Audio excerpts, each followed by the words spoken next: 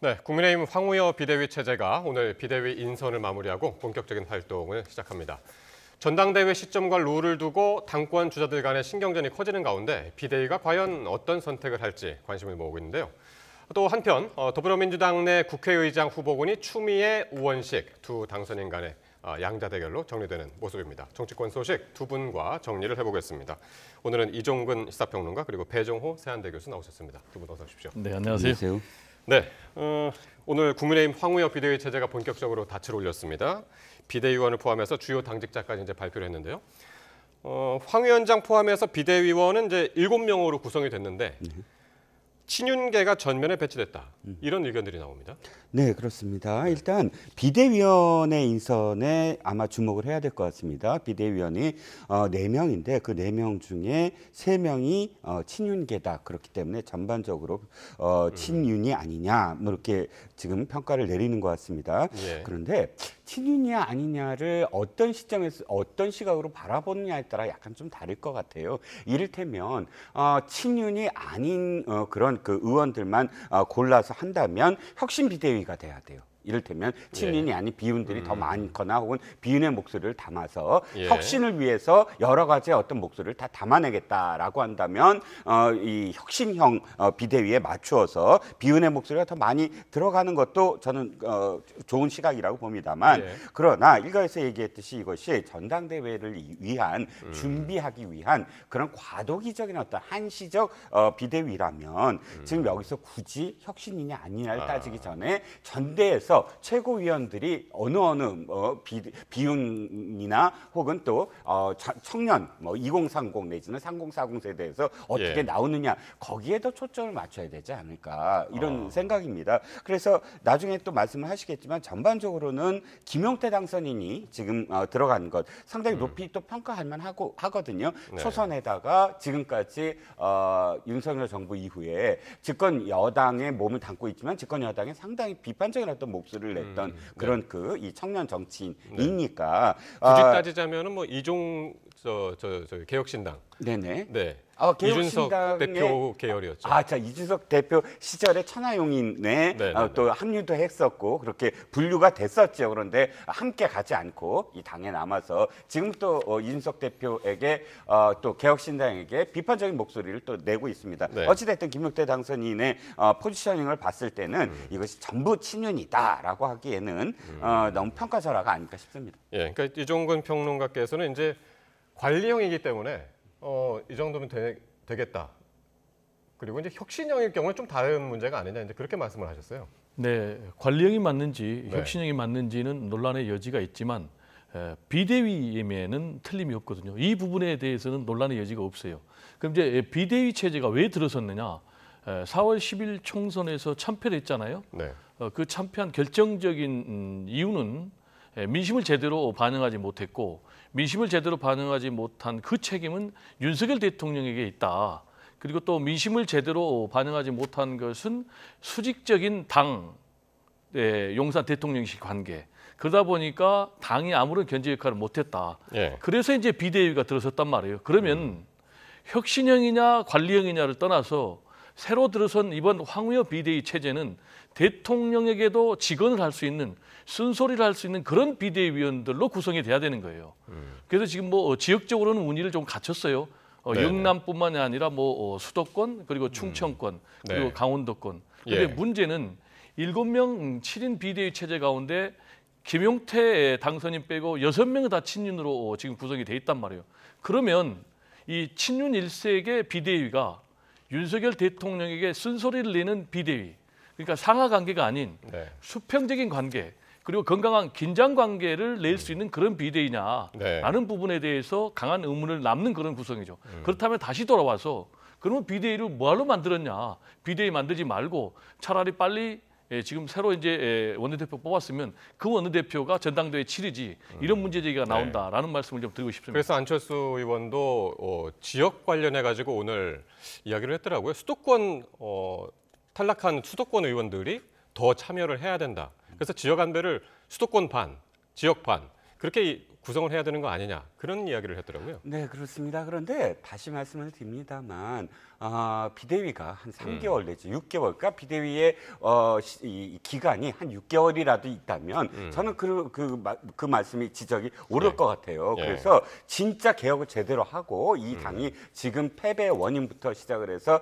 개혁하는 모습을 6개월 동안 정말 보여주려면 예. 지금 비대위원 구성이 아쉬워요. 만약 그런 시각으로 간다면. 네. 그런데 지금 홍준표 대표를 포함해서 특히나 전대에 나올 가능성이 있는 후보군의 중진 당선인들이나 의원들은 전부 다 아이고 이거 관리형으로 갑시다. 6말 7초에 전대를 치릅시다. 너무 전대 늦추지 맙시다. 이런 한 목소리를 내거든요. 네. 그럼 6월 말이라고 한다면 지금으로부터 한 1, 얼마 안 2개월 남았죠. 하고 한 네. 반밖에 안 남았어요. 네, 네. 40여 일. 40여 일 할 비대위를 여기에 뭐 그러니까 혁신의 목소리를 낼 사람, 뭐 수도권 사람 이렇게 하느니 네. 빨리빨리 속도를 내고 그다음에 안정적으로 전대를 치르는 그 역할을 부여하겠다라고 한다면 거기에 더 이상 이야기를 할 거 없이 알겠습니다. 진짜 핵심은 뭐냐면 전당대회 때 말씀하신 부분들.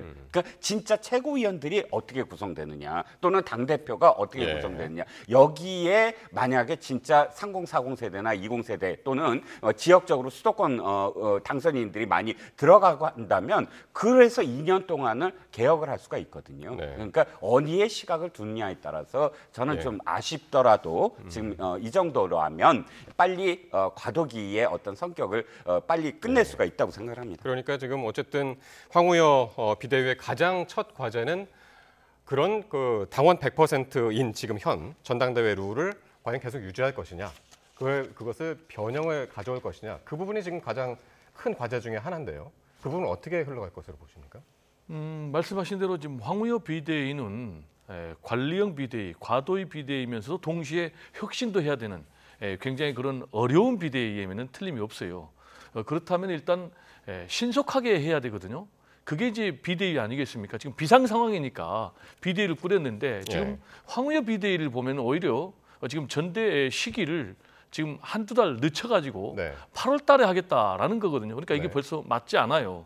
그리고 이제 두 번째로 앵커가 말씀하신 대로 전당대회 룰과 관련해서는 무조건 바꿔야 되는 거예요. 왜냐하면 전당대회 룰을 그대로 똑같이 하려면은 제가 아까 말씀드린 대로 비대위가 들어설 필요가 없는 거죠. 네. 그럼 그냥 새로 뽑힌 신임 원내대표 중심으로 그냥 과도기형 그런 이제 전대를 열면 되는 거예요. 예. 그렇기 때문에 저는 반드시 이 전당대회 룰을 바꿔야 된다. 어떻게 바꿔야 되느냐? 현재 100% 당원의 그런 룰로 하면은 민심이 제대로 반영이 안 되는 거예요. 그래서 민심이 최대한 반영될 수 있도록 저는 개인적인 욕심으로는 국민의힘을 위해서는 5대5는 가야 된다. 그래야만이 어떤 문제가 생기냐면 친윤 일색의 그런 당이 안 된다는 거죠. 예. 그래서 당 대표가 오히려 비윤이 나올 가능성이 굉장히 높아지는 거죠. 그래야만이 윤석열 대통령의 국정 운영에 대해서 잘못 갈 때 제동을 걸고 순서를 걸 수 있는 그런 당으로 환골탈태가 할 수 있는 거죠. 그래야만이 돌아선 민심을 다시 잡을 수가 있는 거죠. 그래서 전당대회 룰은 반드시 바꿔야 된다라는 얘기를 좀 강조를 하고 싶고요. 네, 두 번째 하나 더 말씀드리고 네. 싶은 것은 지도 체제도 저는 굉장히 중요하다고 봅니다. 네. 그게 무슨 얘기냐면 현재는 단일 지도 체제거든요. 네. 근데 지금 100% 당원 룰에 의해서 친윤 당 대표가 나오면 그야말로 수직적인 당 용산 관계가 계속되는 거예요. 그러면 원보이스밖에 안 나오는 거예요. 네. 그러면은 집단 지도 체제로 가게 되면 어떻게 되느냐?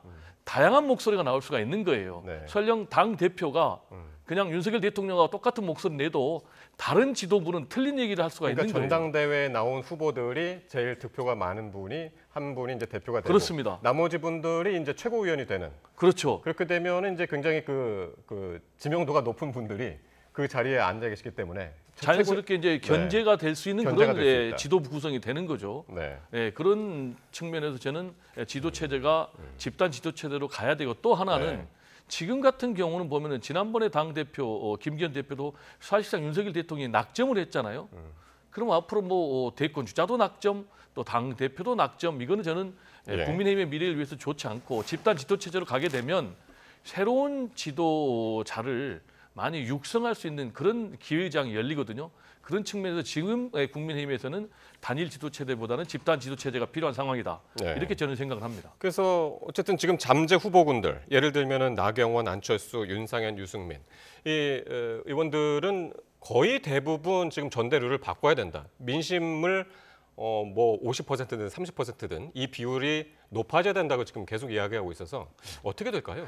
저는 가능성이 높다고 봅니다. 이를테면 당 대표에 나설 사람들 중에 각을 세우면서 아니다. 지금 당원 100%로 해야 된다라는 분이 많으면 이게 정말 당론이 이제 부딪히게 됩니다. 네. 그런데 지금 보면 당원 100%를 해야 됩니다라고 이야기하는 분은 홍준표 대구시장을 빼놓고는 없어요. 근데 홍준표 대구시장은 이번에 전대 안 나오시거든요. 네, 네, 그렇다면 실질적으로는 나올 가능성이 있는 분들의 목소리가 다 합쳐져서 전대로를 개정하겠다. 그러니까 네. 선수들이 모두 다 그렇게 이야기하면 네. 심판은 어쨌든 그걸 개정해야만 하는 어떤 상황에 도래할 거거든요. 네. 저도 한 말씀만 드리면 이게 지금 7대 3으로 이 국민의힘 계열 정당에서 당원 룰을 바꾼 게 2005년도입니다. 그때 당시에 네. 그 직전까지 이회창 총재가 거의 뭐 제왕적 어떤 총재로서 당원 100%로 계속 당선이 됐는데 어떻게 됐죠? 선거에서 계속 패배했어요, 이 정당이. 그때 이제 2005년도에 박근혜 새누리당 대표가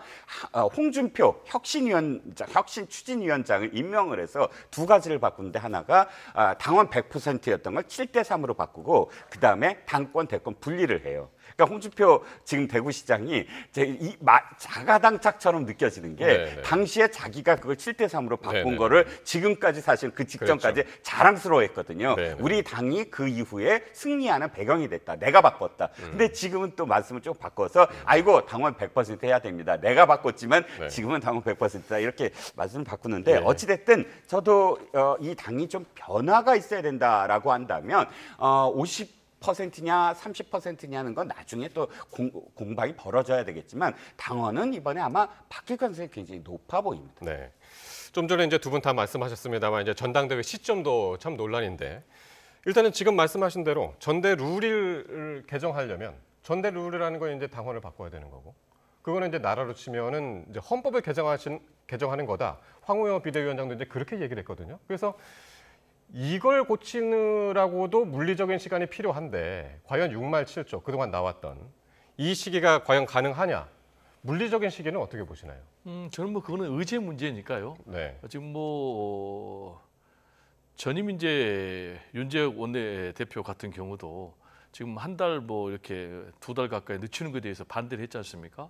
그건 이제 결국은 이 문제가 단순한 전당대회 시기를 뭐 한 달, 2달 늦추느냐의 문제로 끝나는 것이 아니고 예. 결국 시기를 늦추게 되면은 한동훈 전 비대위원장이 출마를 할 수 있느냐 없느냐의 문제로 바뀌는 거예요. 네. 즉 다시 얘기하면 당권의 향배가 바뀌는 거예요. 네. 그런 문제하고 직결되는 것이기 때문에 네. 저는 이 문제가 굉장히 중요한 문제다. 특히 이제 당권 주자들, 네. 예를 들면 한동훈 전 비대위원장 같은 경우도 지금 여러 가지 행보나 흐름을 보면 나오는 쪽으로 무게중심이 가 있는 것 같아요. 그렇다면 이분 입장에서 지금 정상적으로 6, 7월에 하면 못 나오는 거예요. 왜냐? 대선 패배의 책임이 아니 총선 패배의 책임 있는 사람이 어떻게 나온다는 얘기냐. 그런 문제 제기를 넘어설 수가 없거든요. 그렇지만은 만약에 8월 달로 넘어가게 되면 네. 총선 패배의 책임론이 상당히 희석이 되고 나올 수 있는 환경이 열리는 거죠. 예. 그럼 또 반대로 뭐 나경원이라든지 또 뭐 안철수라든지 이런 당권 주자들 입장에서는 새로운 적수가 나왔잖아요. 네. 그리고 또 뭐 여론조사를 보면은 압도적으로 지지를 받고 있단 말이에요. 네. 한동훈 전 비대위원장이. 그래서 당권 도전하기만 하면 사실상 거의 이변 없이 한동훈 전 비대위원장이 될 가능성이 높기 때문에 이 문제는 굉장히 뜨거운 감자다. 그렇게 보시는군요. 이렇게 정리를 할 수밖에 없는 상황입니다. 예, 어쨌든 그래서 그러니까 전당대회 시기가 이제 계속 늦춰지는 바람에, 그러니까 늦춰진다는 발언은 이제 황우여 비대위원장이 하는 바람에 한동훈 등판론이 이제 커진 그런 상황인데. 한동훈 전 위원장 목격담이 요즘 자주 들리고 있습니다. 이번에는 도서관에서 모습을 드러냈습니다. 네, 그렇죠. 네. 양재 도서관입니다. 도서관의 모습을 드러내자 지금 한동훈 비대위원장의 그 팬 카페가 원래 그 총선 시기 동안은 만 한 5천 명 정도였는데 네. 지금 제가 마지막으로 본 게 한 5만 8천 명 정도로 늘어났습니다. 그러니까 지금 한 달 한 2개월 정도 이내에 그렇게 늘어난 겁니다. 팬카페에서부터 양재 도서관에 이제 출연했다라는 사진이 올라오고 하면서 도하 그 언론 매체들이 그 전부 다 그 사진들을 퍼나르기 시작했습니다. 왜 일거수일투족이 이렇게 관심일까요? 예. 원래 패장에 대해서는 관심을 두지 않잖아요. 또 책임을 지겠다고 또 했으니까. 그런데 지금 아까 여론조사 말씀하셨지만 상당히 높은 그런 지지를 여론조사에서도 나타내고 있는 것 같아요. 팬덤도 좀 두껍고요. 팬덤이 점점 늘어나고 그러다 보니까 이런 게 있는 것 같아요. 신상, 왜 신상품을 우리가 신상이라고 하잖아요. 다른 후보군들은 그 예전에 또 당권 도전에 계속 나왔던 분들 또는 대권 네. 도전에 나왔던 분들이 또다시 이제 이름이 오르내리지만 한동훈 비대위원장은 물론 지난 선거 때 이미지를 어느 정도 소비했다고 하더라도 예. 아직도 정치 신인이다. 이 사람에게는 일단 정제된 언어, 그 다음에 헌신성, 뭐 이런 뭐 특화된 물론 단점도 굉장히 많지만 특화된 다른 어떤 그 옛날 그 기득권으로 비춰지는 후보들보다 그런 점에서 좀 더 초점을 맞추다 보니까 예. 지금 아이고 어디 출연했다 그럼 바로 기사화되고 네. 그런데 이게 언제까지 갈까 하는 건 아직 모르겠어요. 왜냐하면 그것은 그야말로 한동훈 비대위원장이 또 다른 어떤 컨텐츠도 보이고 또 다른 정치인으로서의 어떤 행보를 보여야 되는데 지금은 좀 여백이 좀 필요한 시간이 지금 아닌가. 그러면은 어떻게 보세요? 한동훈 위원장의 전 위원장의 등판 가능성이 크다고 보세요? 저는 5대 5라고 봅니다. 네. 한동훈 비대위원장 측근들 일부 그룹이 네. 한동훈 비대위원장이 나와야 된다라는 어떤 그런 이 주장을 펼치면서 네. 상당히 언론에 많은 어떤 그런 이 등판서를 지금 내놓고 있는 것 같아요. 네. 언론 매체 보면은 한동훈 비대위원장 측근에 따르면 이런 기사가 굉장히 많이 나오거든요. 그건 일부에서 그러니까 밑에 어떤 그 같이 있는 그 그룹에서 예. 등판론을 지금 주장하고 있는 것 같은데 한동훈 비대위원장 본인의 생각은 아직 한 번도 이렇게 비춰지지 알겠습니다. 않고 있습니다. 네. 자, 그럼 민주당 상황으로 좀 넘어가 보겠는데요. 민주당 내부에서 이제 경쟁이 치열했던 국회의장 후보군은 오늘 교통 정리를 끝낸 모습입니다. 정성호, 조정식 의원이 오늘 잇따라서 후보직을 사퇴했고 그러면서 추미애 당선인 그리고 우원식 의원 양자 대결로 좁혀지는 모양새인데 참 그 민주당은 요즘 교통 정리가 참 잘 됩니다. 지난번 이제 원내대표 선거할 때도 그랬고요. 어떻게 보십니까? 이게 친명계 후보들이 잇따라 이제 사퇴를 한 게 당 내부에서는 이제 추미애 당선인한테 좀 힘을 실어주는 것이 아니냐 이런 이야기들이 나오고 있어서요. 뭐 한마디로 정리하면 말씀하신 대로 추미애 국회의장 추대 수순에 들어갔다. 네. 이렇게 정리가 되겠죠. 왜냐하면 말씀하신 대로 뭐 조정식 전 후보가 되겠네요. 그리고 정성호 전 후보가 되겠네요. 두 분 같은 경우는 뭐 원조 친명이라고 분류가 됩니다.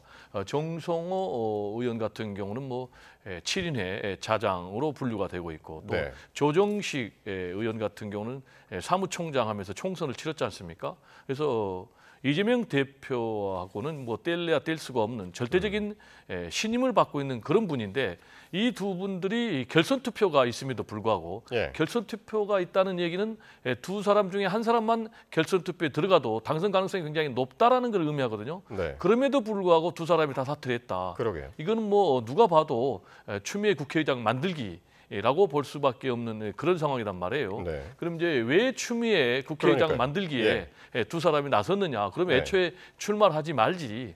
일단 뭐 제가 볼 때는 말씀하신 대로 교통 정리의 어떤 그런 결과가 아닌가 자연스럽게 생각할 수밖에 없죠. 그러면 그러니까 이제 박찬대 원내대표가 추미애 당선인을 원하는 당원의 뜻을 존중해야 된다 이제 이렇게 얘기를 했고요.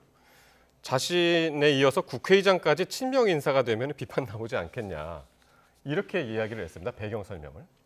배경 설명과 관련해서는 이제 말씀하신 대로 제가 얘기를 했잖아요. 두 분 중에 한 분만 결선 투표 가면 네. 그분이 되는 거예요. 그러면은 지금 원내대표도 친명 핵심, 그리고 국회의장도 친명 핵심. 네. 그렇게 되면은 지금 특히 이제 국민의힘에서 비판하고 있지 않습니까? 1인이 지배하는 정당이냐, 뭐 일극 체제의 정당이냐.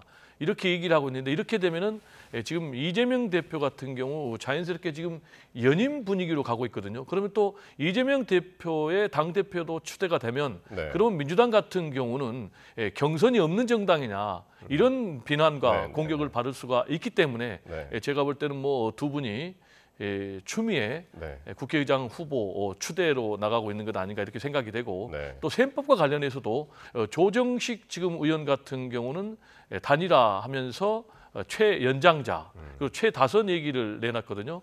즉 이렇게 되면은 다시 이제 또 후반기에 국회의장을 또 뽑아야 되지 않습니까? 그러면 이제 자기가 1순위인 거예요. 네. 그런 측면에서 또 조정식 후보 같은 경우는 좀 단일화에 승복한 것 아닌가 이렇게 생각이 되고 그렇지만 좀 정성호 의원 같은 게 좀 뉘앙스가 달라요.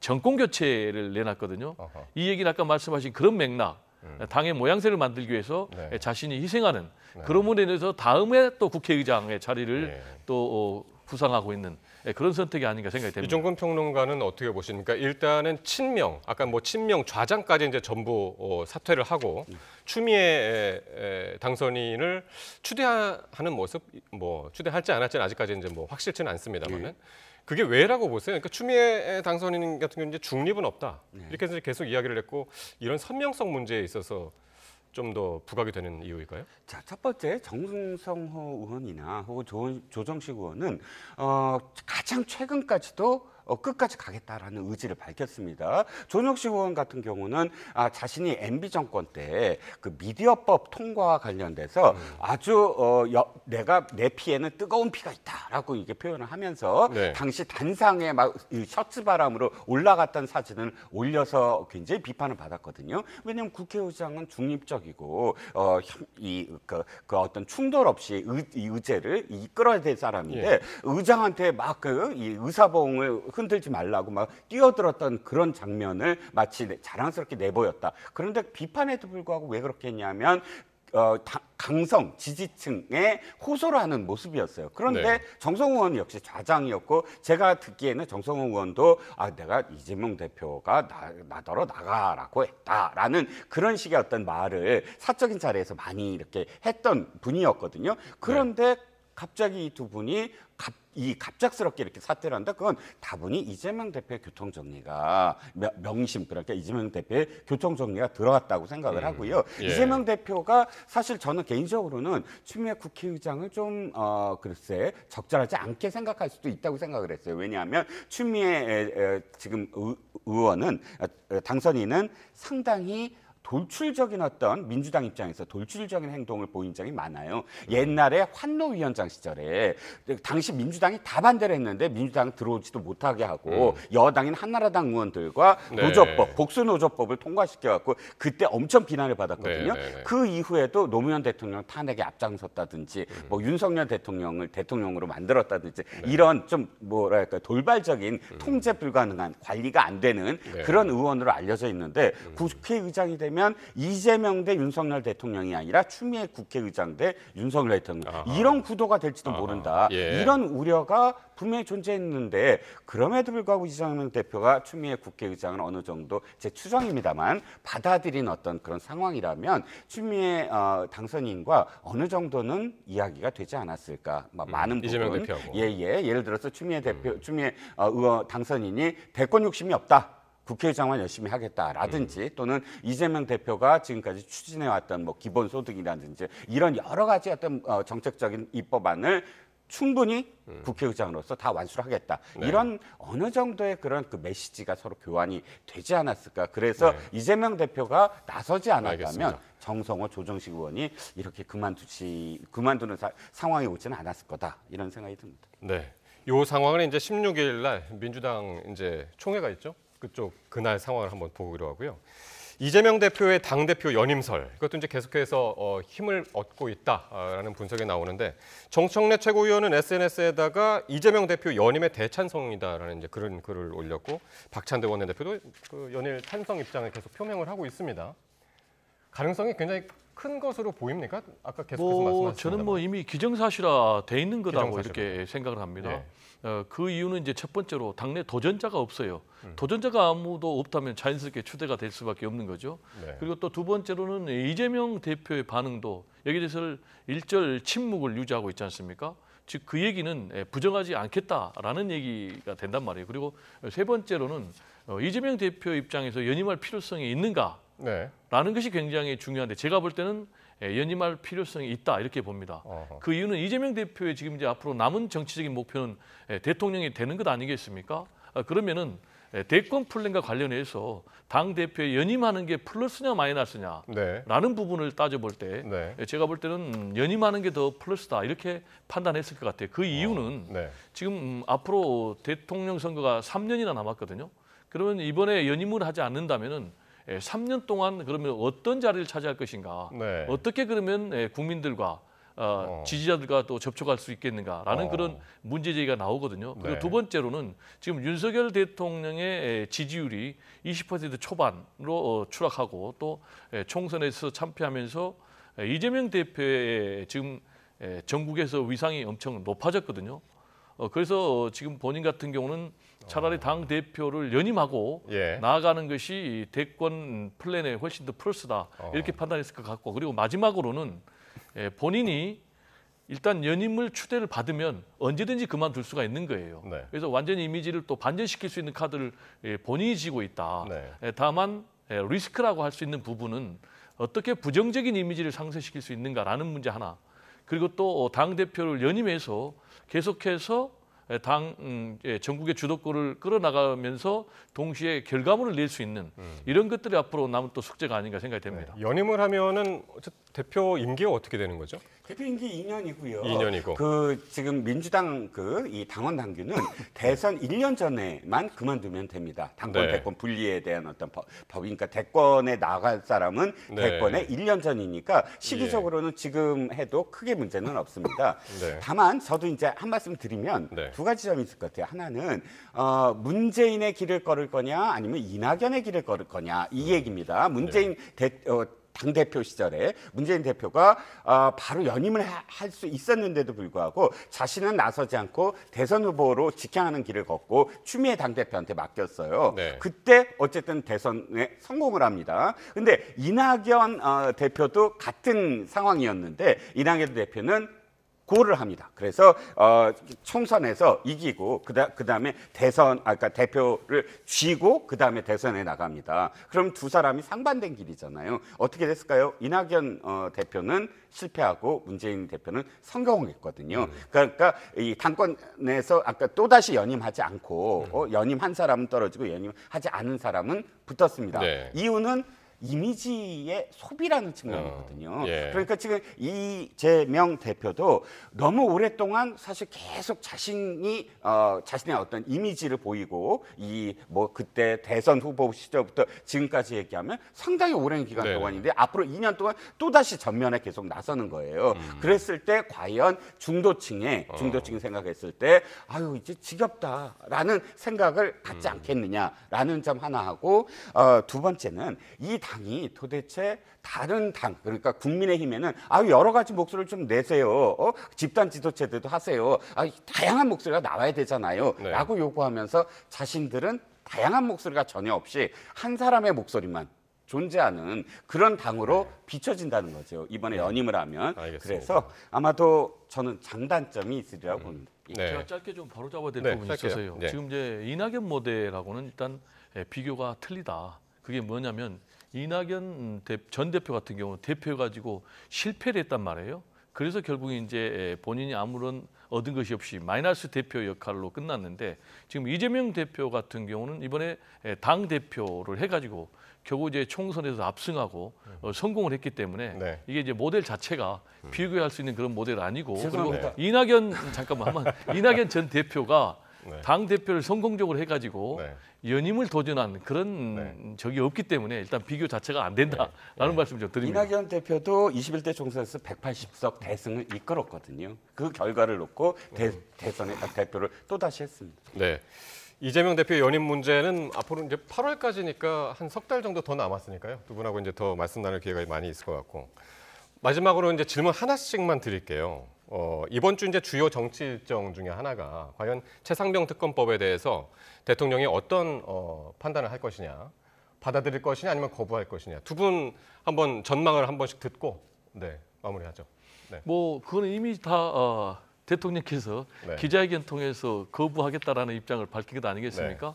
그리고 또 국민의힘에서 또 거부를 요청을 하고 있고 네. 그리고 또 내일 비대위 만나면은 제가 볼 때는 뭐 최상병 이 특검법 이 거부 문제, 거부권 행사 문제도 자연스럽게 네. 나올 것 같고 예. 문제는 그 이제 거부권 행사 이후에 재표결이 있단 말이에요. 네. 그래서 이 표결 과정에서 이탈표가 상당히 있을 거예요. 그래서 이 이탈표를 어느 정도 최소화할 수 있겠는가라는 문제까지 제가 볼 때는 다뤄질 것 같고요. 지금 뭐 대략 20명 이상의 이탈이 있어야만이 지금 재의결이 되기 때문에 현실적으로 재의결될 가능성은 굉장히 낮다. 다만 이탈표가 어느 정도 되느냐는 굉장히 중요하다. 만약에 뭐 10명 이상의 이탈표가 나온다. 네. 그러면 상당히 이거는 심각한 사인이다. 왜냐하면 22대 같은 경우는 지금 거대 야권이 192명이거든요. 그리고 국민의힘이 108명밖에 안 되거든요. 8명만 이탈하게 되면은 거부권을 거부할 수 있는 네. 그런 문제가 생기게 되고 또 윤석열 대통령의 탄핵에 대해서도 가능한 그런 상황이 되기 때문에 이번에 재표결 과정에서 과연 이탈표 규모가 어느 정도 되는지 좀 지켜봐야 네. 되겠습니다. 어쨌든 거부권을 행사할 것이다라는 의견들이 압도적이긴 한데 사실 거부권 행사하면 취임 이후에 이제 벌써 10번째라 국민의 입장에서도 이제 상당히 이제 부담이 되는 그런 상황이기 때문에 이탈표 걱정 어떻게 보시나요? 일단 저도 거부권을 행사할 것 같고요. 네. 왜 총선 전의 거부권과 총선 후의 거부권은 국민들이 받아들이는 게 좀 다를 겁니다. 그게 우려되는 어떤 상황인데 제가 안타까운 건 좀 다른 지점에서 제가 말씀을 드리면 이 어떠한 국회의 마지막 달 그러니까 5월 달이 되죠. 6월 달에 새로운 국회가 시작되니까 5월 달에는 쟁점 법안을 올린 적이 거의 없습니다. 비쟁점 법안만 올려요. 왜냐하면 그때까지 쟁점 법안 때문에 묵혀놨던 비쟁점 법안, 비쟁점 네. 법안은 거의 네. 민생 법안이거든요. 네. 한 100개 이상이 그 5월 달에 예. 거의 다 통과를 시킵니다. 네. 왜? 네. 그 미뤄왔었어요. 네. 정말 쟁점 그러니까요. 법안에 가려져서. 그래서 쟁점 법안은 안 하고 비쟁점 법안을 하면서 마지막에 이렇게 했다라고 악수하고 끝납니다. 그런데 이번에 이 이 쟁점 법안을 올리는 그러니까 지금까지 관례를 깨는 것 때문에 도리어 국민들에게 마지막까지 싸우냐? 한 달, 아까 며칠만 있으면 새로운 국회로 해서 8명만 찬성하면 돼요. 정치적으로 봤을 때 그게 훨씬 더 지금 야당한테 유리합니다. 이게 대통령이 또 거부권을 행사하는구나라는 걸 정치 쟁점화하기 위한 하나의 어떤 방법에 불과하다. 네. 비쟁점 법안이 이것 때문에 통과되지 않는다면 그것 역시 야당의 그러니까요. 책임이다라는 21대 생각도 국회 듭니다. 마무리를 좀 민생 법안 처리도 좀 같이 하면서 마무리를 깔끔하게 좀 했으면 좋겠네요. 네, 두 분 말씀 잘 들었습니다. 이종근 시사평론가, 배정호 세한대 교수였습니다. 두 분 고맙습니다. 네, 감사합니다.